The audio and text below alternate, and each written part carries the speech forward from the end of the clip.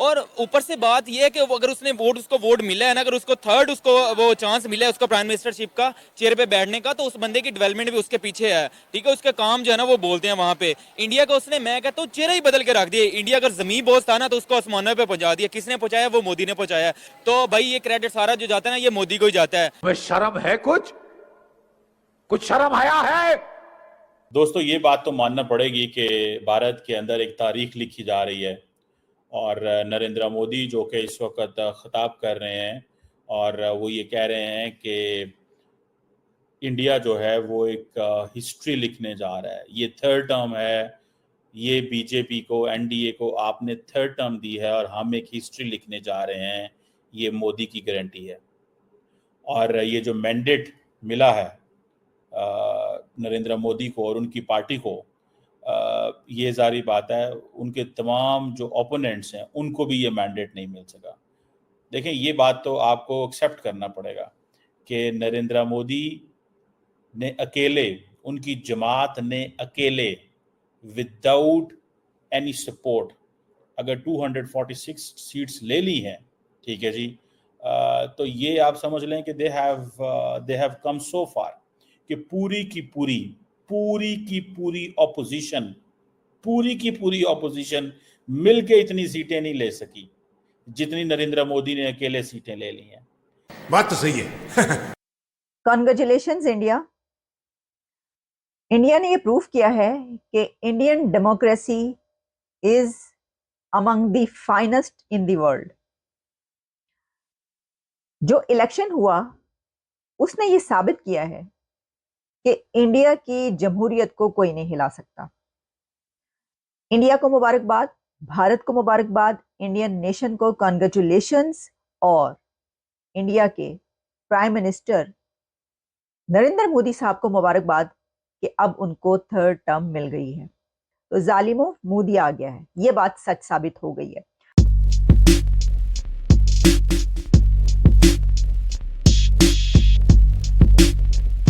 अच्छा, आपको जानकर ये हैरानगी होगी कि इंडिया के प्राइम मिनिस्टर नरेंद्र मोदी ने थर्ड टर्म अपने नाम कर लिए। एक बार फिर से इंडिया में उनका डंका बजने जा रहा है। क्या कहना चाहेंगे आप? इसमें हैरानगी वाली तो कोई बात नहीं है। एक बंदे ने इतनी ज्यादा डेवलपमेंट, अगर इंडिया का नक्शा उसने चेंज करके रख दिया, तो इसमें हैरानगी वाली तो मैं समझता हूँ कोई बात है नहीं। भाई ऐसी वो पर्सनैलिटी बनकर उभरा है ना, इंडिया में रोल मॉडल बन गए। हर यंग जनरेशन का जो भी यंग उधर से उठता है ना, वो मोदी मोदी जो है ना वो बोल रहा होता है। और इतनी मेजोरिटी के साथ जीतना, मैं कहता हूँ भाई कोई ऐसा वर्ल्ड लीडर नहीं है जितनी मेजोरिटी के साथ जीता हो और इतने कंसिस्टेंट परफॉर्म कर रहा हो। तो भाई ये क्रेडिट सारा जो जाता है ना, ये मोदी को ही जाता है। और ऊपर से बात यह है कि अगर उसको वोट मिला है ना, अगर उसको थर्ड उसको वो चांस मिला है उसको प्राइम मिनिस्टरशिप का चेयर पे बैठने का, तो उस बंदे की डेवलपमेंट भी उसके पीछे है। ठीक है, उसके काम जो है ना वो बोलते हैं वहां पे। इंडिया का उसने, मैं कहता हूँ, चेहरा ही बदल के रख दिया। इंडिया अगर जमीन बोझ था ना तो उसको आसमानों पे पहुंचा दिया। किसने पहुंचाया? वो मोदी ने पहुंचाया। अभी 6-7 महीने अगर पहले की आप बात कर लेना, तो पाकिस्तानी रुपये और इंडियन रुपये में तकरीबन, इंडियन रुपये जो 1.5-2 रुपए का था पाकिस्तानी, और आज 3.5 रुपए से भी ऊपर हो गया है।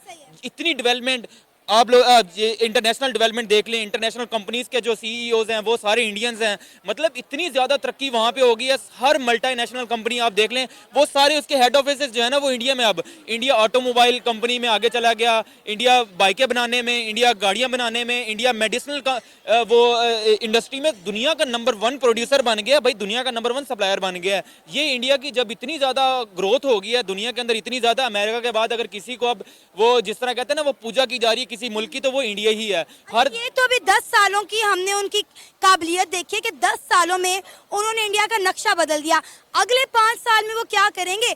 दुनिया की 5वीं बड़ी इकॉनमी, इंडिया को चांद के साउथ पोल पे लैंड करवा दिया। हर बड़े से बड़ा इन्वेस्टर उठ के इंडिया में जाके इन्वेस्ट कर रहा है। आईफोन की आप देख लें कि वहाँ पे मैन्युफैक्चरिंग हो रही है, टेस्ला वहाँ पे जा रहा है। भाई क्या कमी रह गई इंडिया में? अब अगले 5 सालों में नरेंद्र मोदी के क्या एजेंडाज होंगे, वो अगले 5 सालों में क्या करेंगे, ये सोच के हैरानगी हो रही है कि बचा क्या है पीछे करने को। सर वो उनका यही है माइंडसेट है कि हमने दुनिया की नंबर 1 इकोनॉमी बन के ही रहना है इंडिया ने। मतलब वो बंदा जो ठान लेता है ना करने को, वो बंदा अचीव कर लेता है। तो मुझे मतलब किसी बंदे को भी कोई हैरानगी वाली बात नहीं है। लोग कुछ भी कहें, लेकिन उस बंदे को अगर वोट मिले ना तो वो उसके काम की वजह से मिले हैं। अगर उसको मेजोरिटी जो भी मिलती है उसके काम की वजह से मिलती है। नो डाउट वो बहुत ही ऑनेस्ट मैन है। एक तो रहता भी अकेला ही है, ना उसकी कोई फैमिली है ना कुछ है, ना प्रॉपर्टी ना जायदादें। आपको पता है नरेंद्र मोदी के नाम पर कोई प्रॉपर्टी नहीं है, जितनी प्रॉपर्टी थी उन्होंने डोनेट कर दी है, ना उनके बाहर के मुल्कों में कोई जायदादें हैं। एग्जैक्टली यही बात है ना। तो मतलब तभी फिर कौमें उसी वक्त ही तरक्की करती है जब आपके हुक्मरान ऑनेस्ट होने चाहिए। तो जहाँ पे हुक्मरान ऑनेस्ट होगा वहाँ पे कौमें तरक्की कर जाती हैं। अभी आपके हमारे सामने जिंदा मिसाल है इंडिया है। तो इंडिया ने बहुत कुछ अचीव कर लिया। मैं कहता हूँ 10 सालों में इंडिया जो है ना वो ज़मीन से आसमानों पे पहुँच गया under leadership of Narendra Modi. तो इस तरह की मैं कहता हूँ तरक्की मैंने किसी मुल्क में नहीं होते हुए देखी। या तो चाइना ने तरक्की की थी, लेकिन वो भी लॉन्ग टर्म में जाके शॉर्ट टर्म तरक्की हुई है इंडिया के अंदर। इंडिया को मैं कहता हूँ मुझे समझ नहीं आ रही कि कांग्रेचुलेशन टू नरेंद्र मोदी। और दूसरे नंबर पे इंडिया को मैं कांग्रेचुलेशन करूंगा कि बड़े खुशकिस्मत लोग हैं कि उनको ऐसी जो है वो मोदी साहब उनको मिले। और जिस तरह की उनकी तरक्की हम देखते आ रहे हैं अगर 10 सालों में, तो मेरे ख्याल में उन्होंने इंडिया की किस्मत बदल के रख दी है इन 10 सालों के अंदर। और 5 साल मजीद उनको मिल गए। मेरे ख्याल में अब मजीद जो है वो दुनिया के ऊपर छाएंगे वो। जिस तरह मुझे लगता है शायद दूसरा अमेरिका जो शायद इंडिया बन जाए, जिस तरह नरेंद्र मोदी वापस आ गए और जिस तरह उन्होंने टेक्नोलॉजी पे काम किया, IT पे काम किया, फिर गरीबों के ऊपर जो है वो काम किया। मतलब कि अपने उन्होंने इंडिया को जमीन से उठा के आसमान पे लेते एक तरह के ऊपर। इन्वेस्टर भाग भाग के इंडिया के साथ आ रहे हैं।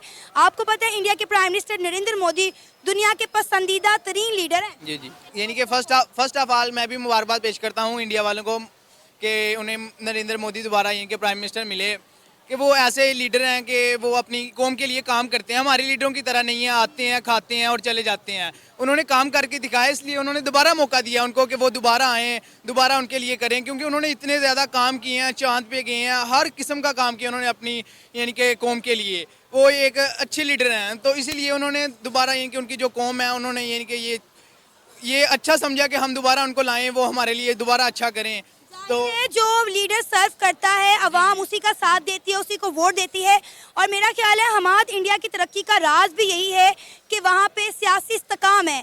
तीसरा टन्योर एक ही लीडर का बहुत बड़ी बात है। देखिए डेफिनेटली इस वक्त मोदी नहीं बोल रहा, मोदी का काम बोल रहा है। मतलब कि आप कोई भी चीज़ उठा के देख लें आपको India top of the list नजर आएगा। मतलब हमें तो ये रिपोर्ट्स आ रही हैं कि यार मोदी या इंडिया जो है वो चाइना को कम्पीट इवन बीट करने की पोजीशन में आ चुके हैं। आप देख लें टेस्ला का इंडिया में आना, इसके अलावा बाकी देख लें अंबानी का जितना भी इंडिया में किरदार है, मतलब उसमें भी जाहिर सी बात है कि मोदी का कहीं ना कहीं हाथ है। तो ये चीज़ें जो है इसमें डेफिनेट बात है भी क्रेडिट उसको जाता है। और जिस तरीके से यार देखें कश्मीर में सबसे बड़ा आर्टिकल 370 रिमूव करना, वो मोदी का one of the best step है जिसे पूरी दुनिया ने अप्रिशिएट किया। उसके बाद मुस्लिम कंट्रीज का इसके तल्लुक बड़े बेहतर हुए, जैसे कतर गया, बड़ा शानदार इस्तकबाल हुआ, या UAE में, इसके अलावा दुबई में, तो मतलब डिफरेंट कंट्रीज़ में मोदी को बड़ा सराहा गया। इसके बाद देखें आप बड़ी बड़ी कंट्रीज जैसे जापान है वो अब इंडिया से ट्रेन मंगवा रहा है। तो रीज़न यही है ना कि उनके पास यार कोई ऐसी टेक्नोलॉजी या उन्होंने कुछ बेहतरी की है अपने सर्किट के अंदर, अपने निज़ाम के अंदर, या सिस्टम को इतना बेहतर। देखिए सबसे पहले उन्होंने अपने सिस्टम को क्लीन बनाया है। दोस्तों ये बात तो मानना पड़ेगी कि भारत के अंदर एक तारीख लिखी जा रही है और नरेंद्र मोदी जो कि इस वक्त खिताब कर रहे हैं और वो ये कह रहे हैं कि इंडिया जो है वो एक हिस्ट्री लिखने जा रहा है। ये थर्ड टर्म है, ये बीजेपी को, एनडीए को आपने थर्ड टर्म दी है और हम एक हिस्ट्री लिखने जा रहे हैं, ये मोदी की गारंटी है। और ये जो मैंडेट मिला है नरेंद्र मोदी को और उनकी पार्टी को, ये जारी बात है उनके तमाम जो ओपोनेंट्स हैं उनको भी ये मैंडेट नहीं मिल सका।